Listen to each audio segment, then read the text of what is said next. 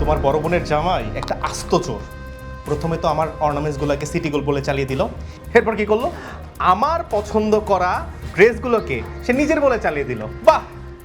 তুমি শুধু দুলাভাইয়ের কথা বলতেছো? আমার বোনটাকে দেখছো? পাক্কা একটা শিয়ানা। মানে নিজের জামাইয়ের কথার বাইরে এক পাও সে দিবে না। দুলাভাই এক কাঠে উপরে থাকলে সে চার কাঠে উপরে থাকে। মেয়ের জামাই আসলে শ্বশুর শাশুড়ি অনেক খুশি হয়, আর এখানে এখানে তার আছে কষ্টে। যা শুরু হয়েছে। কি করব বলো, আমি তো এবারে ছোট মেয়ে, তারা তো বড়। তাদের ভিতরে যদি এই বোধটুকু না থাকে যে ছোট মেয়ের সাথে, ছোট মেয়ের জামাইয়ের সাথে কি ধরনের ব্যবহার করতে হয়, কিভাবে আপ্যায়ন করতে হয়, তুমি কিছু মনে করো না প্লিজ। মনে করতাম না, এখন তোর মামা কি মনে করবে? যে ছোট জামাইয়ের একটা ড্রেস কিনে দেওয়ার অকাত নাই, একটা ড্রেস কিনে দেওয়ার সামর্থ্য নাই, বড় জামাইয়ের ড্রেস নিয়ে নিজের বলে চালিয়ে দেয়। আর এইসব নিয়ে তুমি কোনো চিন্তাই করো না তো। আমার মা বাবা যথেষ্ট বুদ্ধিমান, তারা ঠিকটা ঠিকই বুঝবে। শোনো, এখান থেকে গিয়েই আমি নতুন একটা কোম্পানিতে বিনিয়োগ করব। শুনেছি ওরা নাকি ভালো প্রফিট দেয়, আর বিনিয়োগের পরপরই নাকি প্রফিট দেওয়া শুরু করে। ভালো কথা। আমাদের ব্যবসার কি অবস্থা? সেই ব্যাপারেই কালকে ডেট কনফার্ম করবো, একটু মনে করে দিও তো। ঠিক আছে। চলো ঘুমাই, শরীরটা ভালো লাগতেছে না।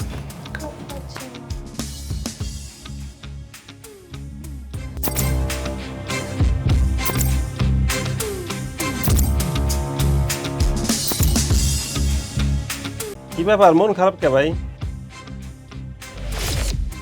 আর বললেন না ভাই, দুই জামাইয়ের খেলা ঠেলিতে আমি এখন আর ভালো নাই।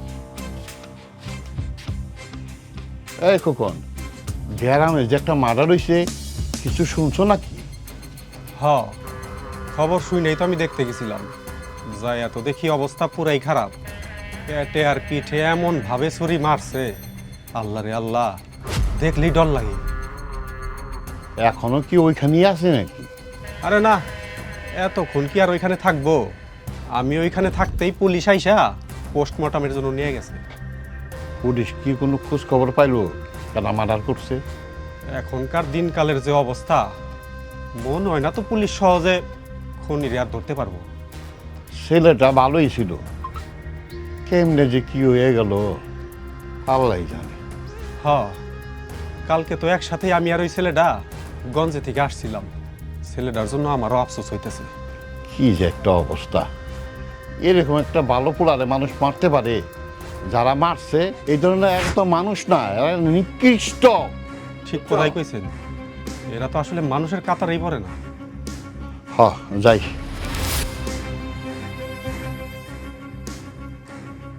এক কাপ চা দেন।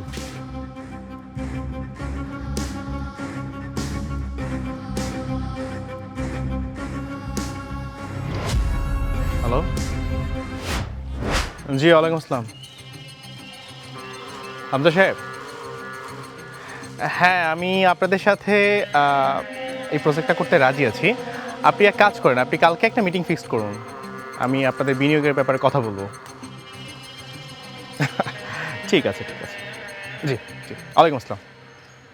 ওরে বাপ রে বাপ, ভাবটা দেখো কি ভাব নিয়ে বললো যে কালকে চলেন মিটিং করি। তোর জামাইয়ের যে ভাবসাব, মনে হয় তো সে কোটি কোটি টাকার বিজনেস করে। শোনেন আপা, আমি আপনাকে বড় বোনের মতন মনে করি, তাই আপনাকে একটা উপদেশ দিই ফ্রিতে। হ্যাঁ, কাউকে ছোট করে নিজের বড় হওয়া যায় না। শোনো, আমি তোমাকে একটা সাজেশন দিই, তোমরা যে নাটকগুলো শুরু করছো না, এগুলো বন্ধ করো, বোঝা যায়। আচ্ছা, তোমাদের কি একটু লজ্জাও করে না? না, তোমরা এত মিথ্যা কথা কিভাবে বলো? এই যে আমার জামাই তার শ্বশুর শাশুড়ির জন্য জামা কাপড় কিনে নিয়ে আসলো, তোমরা কি করলা? সেই জিনিসটা নিজেদের নামে চালিয়ে দিলা। মানে কত পরিমাণ বাটপাট তোমরা একটাবার চিন্তা করো। আমার জামাইরা তোমরা অপমান করার জন্য একদম এক পায়ের উপর দাঁড়ায় থাকো, তাই না? এই, তুই আর তোর জামাই তোরা নিজেদেরকে কি মনে করিস? হ্যাঁ, তোর জামাই কি নিজেকে কোটিপতি মনে করে? অনেক বড় বিজনেস ম্যাগনেট মনে করে নিজেকে? দেখেই তো বোঝা যায়, ভিতরে ভিতরে তো সব ফাঁকা, নুন আনতে পান্তা পোড়ায়। আচ্ছা, আপনার জামাই কি করে জানি যে আমার কথা আপনার জামাই নাটক মনে হয়, আপনার নাটক মনে হয়? আমার জামাই একটা কোম্পানির ম্যানেজার। সেই কোম্পানির যিনি মালিক, সে আমার জামাইকে ছাড়া কিছুই বোঝে না। তার কথাতেই তো কোম্পানির সব কিছু চলে। আপনার অফিসের মালিককে আমার খুব দেখার ইচ্ছা। কেন চাকরির জন্য অনুরোধ করতে হবে? আমি আপনার অফিসের বসের সামনে পাইলে কানের নিচে ছাড়া থাপ্পড় দিয়ে জিজ্ঞাসা করতাম যে এমন এমপ্লয়ি অফিসে কেমনে রাখে। কি বলি তুই কি বললি? তোর কত বড় সাহস আমার কোম্পানির বসকে থাপ্পড় দিতে চাস? হ্যাঁ, তোর এত বড় সাহস আমার অফিসের বসকে থাপ্পড় দিতে চাস? আরে একবার মেরে ফেল, একবার মেরে ফেল। তোর সাহস হলো কি করে? আরে হ্যাঁ? আরে কি সমস্যা? একদম মেরে ফেলবো, কি একদম মেরে ফেলবো। সমস্যা? এসব ছোট লোকদের সাথে কেন কথা বলতে যাও? বেয়াদব যেন কোথাকার। আসো আসো তো। শান্ত হও। কি শান্ত হব? আচ্ছা আমি বুঝলাম না, দুলাভাই তো এমনিতেই মাথা গরম থাকে, আর তাছাড়া তারা যদি আমাদের সাথে খারাপ ব্যবহার করে আমাদেরও কি পাল্লা পাল্লা ধরে খারাপ ব্যবহার করতে হবে? এটা কোনো কথা? তোমার থেকে আমি এইসব কখনো এক্সপেক্ট করি না। চলো ঘরে চলো, আসো কিছু হয়নি। তোমার রাগটা একটু কন্ট্রোল করো, তুমি একটু শান্ত হও। আরে কি শান্ত হব? তোমার বোনের জামাইয়ের কত বড় সাহস, সে আমার বসকে চড় মারতে চায়। ওর অনেক সাহস বেড়ে গেছে, ওকে একটা উচিত শিক্ষা দেওয়া দরকার। আমি এখনই উচিত শিক্ষাটা দিয়ে দিতাম যদি তুমি আমাকে ধরে না নিয়ে আসতা। উফ, তুমি কেন বোঝো না? ও যদি তোমার গায়ে হাত তুলতো তাহলে তোমার মান সম্মান কিছু থাকতো? ওকে এভাবে হাতে মেরে লাভ নেই, ওকে বুদ্ধি দিয়ে মারতে হবে। আচ্ছা, তোমার বসের সাথে তোমার সম্পর্ক কেমন? ভালো সম্পর্ক, আমার বসের সব প্রজেক্ট আমি দেখাশোনা করি। গুড, তাহলে এক কাজ করো, তোমার বসকে ফোন দিয়ে এখানে আসতে বলো, সে এসেই ওকে সাহায্য করুক। একদম ঠিক কথা বলেছো।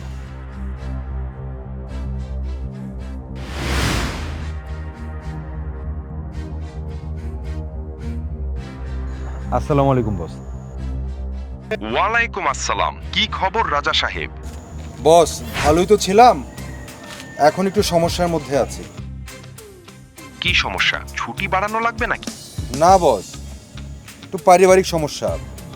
আসলে কি, আমার শালিকার জামাই আসছে বাড়িতে। সেইটা তো ভালো কথা। তাহলে এখানে সমস্যা কি হয়েছে? সমস্যা হয়েছে বস, ওর কত বড় সাহস! ও কি বলে জানেন? ও নাকি আপনার গালে চড় মারবে। কি আমাকে চড় মারতে চাইছে? এত বড় সাহস? বস, আমি বলেছি কি জানেন, আমার বস অনেক সাহসী, বাঘের মতো চলে। বস, বলে তো ফেলছি, আপনি যদি একটু আসতেন আমার জন্য ভালো হতো। বস, আপনি যদি না আসেন আমার মান সম্মান একদমই থাকবে না। ঠিক আছে, আমি আজকেই আসবো। Thank you boss. ঠিক আছে বস, আমি আমার অ্যাড্রেসটা লাইভ লোকেশনে পাঠিয়ে দিচ্ছি। জি বস। কি বললো তোমার বস? বস তো আসবে, তবে একটা কথা আছে, আমার বস আসলে ওনার জন্য আদর আপ্যায়নে কমতি না হয়। তুমি এগুলো নিয়ে কোনো টেনশন করো না, আমি সব আপ্যায়নের ব্যবস্থা করে রাখবো। এখন চলো। ঠিক আছে, চলো। এবার রাগ কমলো তো? হ্যাঁ, একটু।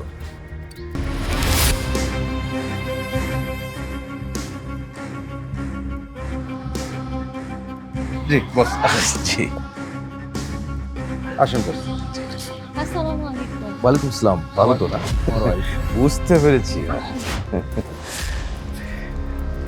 শ্বশুর বাড়ি যেটা। হ্যাঁ হ্যাঁ।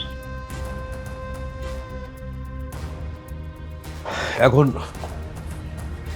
কই ওই লোকটা কই? কার এত বড় বুকের পাটা, এত বড় সাহস যে আমার গালে চর মারতে চায়? দেখো তারে। স্যার, হয়তো আপনার আসার খবর পেয়ে ঘর থেকে বেরিয়ে হচ্ছে না। কথা বলার সময় তো হুঁশ থাকে না, কাকে কি বলতে হবে, কাকে নিয়ে কি বলা উচিত অনুচিত। এখন বুঝুক খেলা। কি ব্যাপার, এখনো আসতেছে না? লোকটা কি বাইরে আসবে না নাকি? বস, আপনি চলে এসেছেন, এখন না বললে হবে? এখন তাকে আসতেই হবে। যদি বস না আসে কান ধরে টেনে নিয়ে আসবো আমি। স্যার, বললেই হলো নাকি যে আসবে না? দাঁড়া। বাবা মা কোথায় তোমরা? তোমাদের ছোট মেয়ে আর তার জামাইকে নিয়ে একটু বাইরে আসো। এনারা হচ্ছেন আমার বাবা মা, আসসালামু আলাইকুম। ওয়ালাইকুম আসসালাম।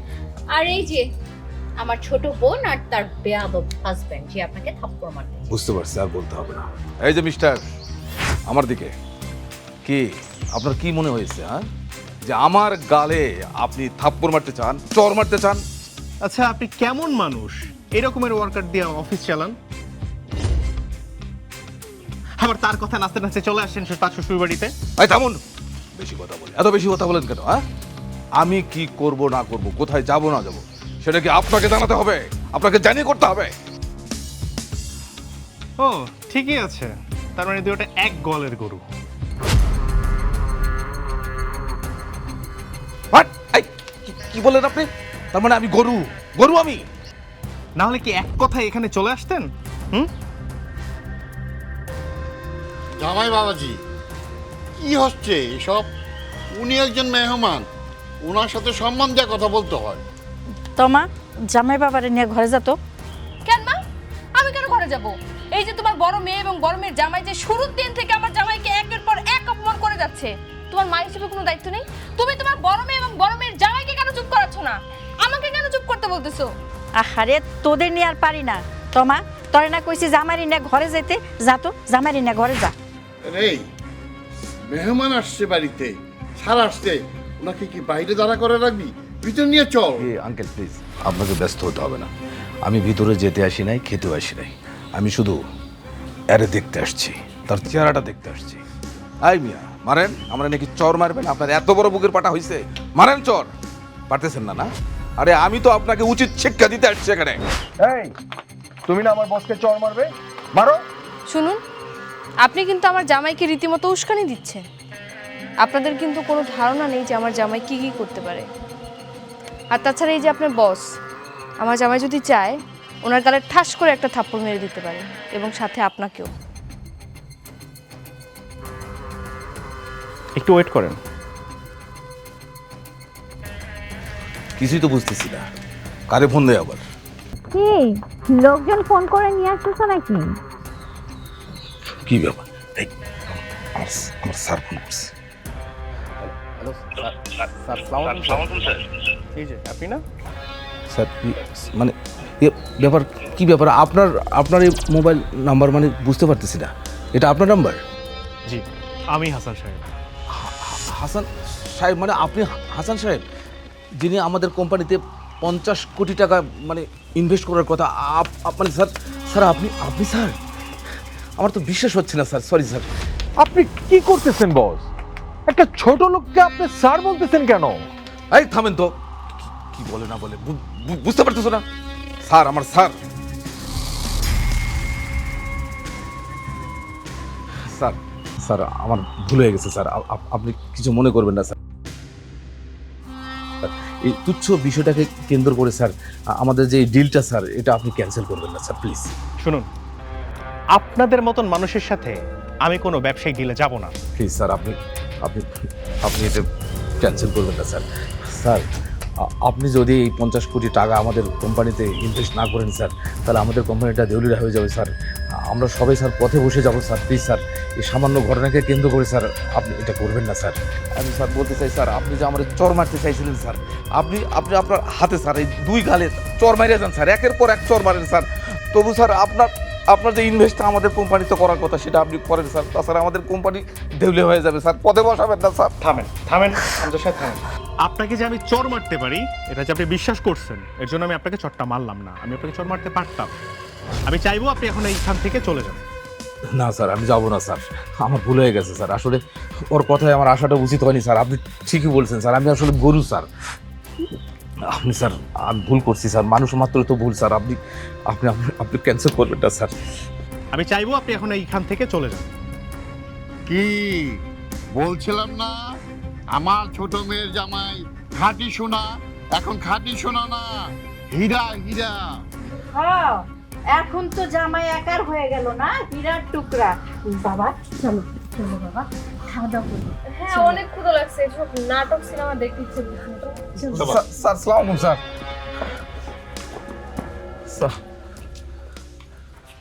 স্যার,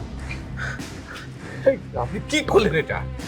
উনি যে আপনার ভাইয়াটা বুঝে বলবেন না? এখন অবস্থা যেটা হয়েছে, আমাকে পথে বসতে হবে, আমাদের কোম্পানি নাই। আর আপনি চাকরিতে এখানেই নোট হয়ে গেল, আপনি জীবন আবার আপনি চাইবেন না। আর আপনি কথা বলবেন না, প্লিজ প্লিজ, আপনি কথা বলবেন না বস।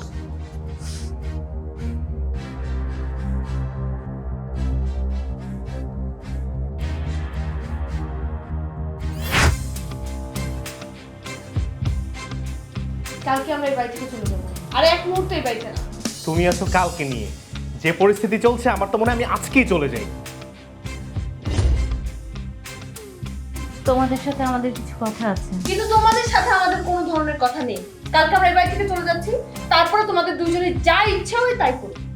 হাসান ভাই, তোমরা আমাদেরকে মাফ করে দাও। না বুঝে তোমার সাথে অনেক খারাপ আচরণ করেছি, তোমার উপর অত্যাচার করেছি। আপনারা আমার বড় না হলে আমি অনেক আগে আপনাদের শিক্ষাটা দিতাম। এটা আপনি তো আমার বড় বোন, তাই আমি কিছু বলিনি, কিছু করিও নি। ভাই, তুমি আমাকে মাফ না করলে আমার চাকরিটা থাকবে না। আপনার বসের সাথে না আপনার অনেক ভালো সম্পর্ক, তাহলে আপনাকে চাকরি থেকে কেন বের করবে? হাসান ভাই আমার, তুমি যদি আমাদের প্রজেক্টটা ক্যান্সেল করো তাহলে আমাদের কোম্পানি অনেক ক্ষতি হয়ে যাবে। আর বস তো জীবনও আমাকে চাকরিতে জয়েন করতে দিবে না, সেজন্য আমার অনেক ক্ষতি হয়ে যাবে। প্রয়োজনে তোমার পায়ে ধরি। শোনো, তুমি কুমিরের মায়া কান্না দেখে একদম ভুলবে না। ওনাদেরকে মাফ করার কোনো দরকারই নেই। তোমা, তুমি আমাদের সাথে এমন করো না। আমরা কোনোদিন তোমাদের সাথে এমন করবো না। দরকার হলে আমিও তোমার পায়ে ধরে মাফ চাই, তাও মাফ করে দাও। না না, আপনারা আমার পায়ে ধরবেন না। আমি আপনাদের ছোট, আপনারা আমার পায়ে ধরবেন, এটা কি ভালো দেখায়? আর আপনাকে আমি আমার নিজের বড় বোন মনে করতাম, কিন্তু আপনারা দুজন আমাকে আপনাদের সম্পত্তির ভাগীদার মনে করতে। আপনারা কালকে চলে যাচ্ছি। ভাই, আমাদের উপর রাগ করে এভাবে চলে যেও না। তোমরা কয়েকদিন বেড়াও এখানে। তোমরা যে রাগের বশে কোনো দুর্ঘটনা ঘটাবা না, এর নিশ্চয়তাকেই দিবে। শোনো ভাই, তোমাদের কোথাও যাওয়ার দরকার নেই। তোমরা এই জায়গায় 2 দিন থাকো, তারপর আমাদের বাড়ি থেকে আরও 2 দিন থাকবে, তারপর তোমাদের বাড়িতে যাবে। প্রশ্নই আসে না। আমাদের বাড়িতে অনেক কাজ আছে, আমাদের বাড়িতে যেতে হবে। আহা, ভাইয়া যখন বলতেছে আমরা অবশ্যই তার বাড়িতে যাব, কিন্তু একসাথে এত বেড়ালে আমার ব্যবসা অনেক ক্ষতি হয়ে যাবে। আচ্ছা ঠিক আছে ভাই, তাহলে তোমরা তোমাদের সুবিধা মতো অবশ্যই আমাদের বাড়িতে বেড়াতে এসো। আমাদের বাড়ির দরজা সবসময় তোমাদের জন্য খোলা। কাকা কাকা কাকা কি বাড়িতে আছে? কিসের সব?